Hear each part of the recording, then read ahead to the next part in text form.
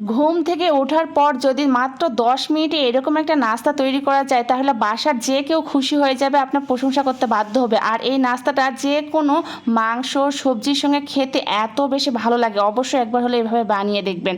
Hello everyone, আসসালামু আলাইকুম। I hope সকলে অনেক বেশি ভালো আছেন। আলহামদুলিল্লাহ আমি অনেক বেশি ভালো। বাসায় ১০ মিনিটে স্বাস্থ্যসম্মত এই নাস্তাটা তৈরির জন্য প্রধান উপকরণই হচ্ছে ময়দা। ময়দা যদি বাসায় থাকে তাহলে আপনি ১০ মিনিটের মধ্যে এই নাস্তাটা তৈরি করে নিতে পারেন। তেমন কোনো উপকরণই প্রয়োজন নাই। বাসায় ঘরে থাকা কয়েকটা উপকরণ দিয়ে তৈরি করে নিতে পারেন। নাস্তাটি তৈরির জন্য প্রথমে একটা বোল নিয়েছি, তারপর এখানে পরিমাণ মতো ময়দা নিয়েছি। আপনারা যে যেভাবে বেশি বা কম বানাবেন সেই হিসেবে ময়দাটা নেবেন। তারপর এখানে টেস্ট অনুযায়ী আমি চিনি দিয়েছি ও লবণ দিয়েছি। চিনিটা আপনাদের টেস্ট অনুযায়ী দিবেন, যে যেরকম মিষ্টি খেতে পছন্দ করেন। আর অবশ্যই লবণটা দিবেন, তাহলে ভালো লাগবে। তারপর এখানে সবুজ ও লাল কালারের আমি দিয়েছি কাঁচামরিচ।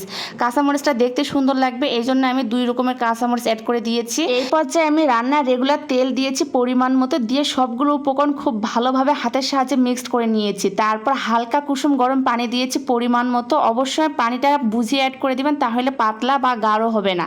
তারপর একটা হ্যান্ড উইচের সাহায্যে খুব ভালোভাবে মিক্সড করে নিব। সবগুলো উপকরণ খুব ভালোভাবে মিক্সড করা হয়ে গেলে এটা এক সাইডে রেখে দিয়ে চলে গেলাম পরবর্তী স্টেপে। চুলার উপরে একটা ননস্টিক ফ্রাই প্যান বসায় দিয়েছি। তারপর এখানে রান্নার রেগুলার তেল সামান্য পরিমাণে দিব, দিয়ে ব্রাশ করে নিব। অবশ্যই তেলটা প্রথম পর্যায়ে দিবেন, তাহলে দেখবেন রুটিটা খুব সহজে উঠে আসবে ফ্রাই প্যান থেকে। আগে থেকে যে ব্যাটারটা গুলে রেখেছিলাম সেটা এখানে দিয়ে দিব। অবশ্যই আপনাদের পছন্দ মতো দিবেন, মোটা বা পাতলা যে যেভাবে খেতে পছন্দ করেন। তো আমি আমার পছন্দ মতো দিয়েছি। আর ঘনত্বটা দেখি বুঝতে পারতেছেন, একদমই পাতলা না, একদম ঘনও না।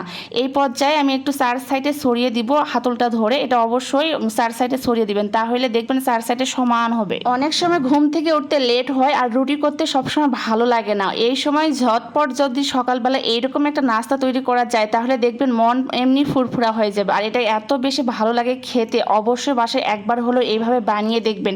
আপনার গেস্ট থেকে শুরু করে যে কেউ আপনার প্রশংসা করতে বাধ্য হবে। এই নাস্তাটা আপনারা বাচ্চাদের টিফিন বক্সেও দিতে পারেন অথবা হাজব্যান্ডের টিফিন বক্সেও দিতে পারেন, অনায়াসে খেয়ে নিবে। আর এত বেশি ভালো লাগে, এটা গরুর মাংসের সঙ্গে খেতে আরও বেশি ভালো লাগে। একদম কম তেলে স্বাস্থ্যসম্মতভাবে এরকম নাস্তা সকাল সকাল খেলে মন এমনি ফুরফুরা হয়ে যাবে। অবশ্যই একবার হলো বাসায় বানিয়ে দেখবেন। আর আমার ভিডিওটি কে কোন জেলা থেকে দেখতেছেন অবশ্যই কমেন্টে জানাবেন, যাতে আমি নেক্সট ভিডিওতে আপনাদেরকে ধন্যবাদ জানাতে পারি। এরকম নিত্য নতুন ভিডিও পেতে অবশ্যই আমার পেজের পাশেই থাকবেন, তাহলে সর্বপ্রথম ভিডিও আপনার কাছে পৌঁছে যাবে। তো আমার ভিডিওগুলো যদি ভালো লাগে তাহলে অবশ্যই বেশি বেশি করে শেয়ার করে আমার পেজের পাশেই থাকবেন।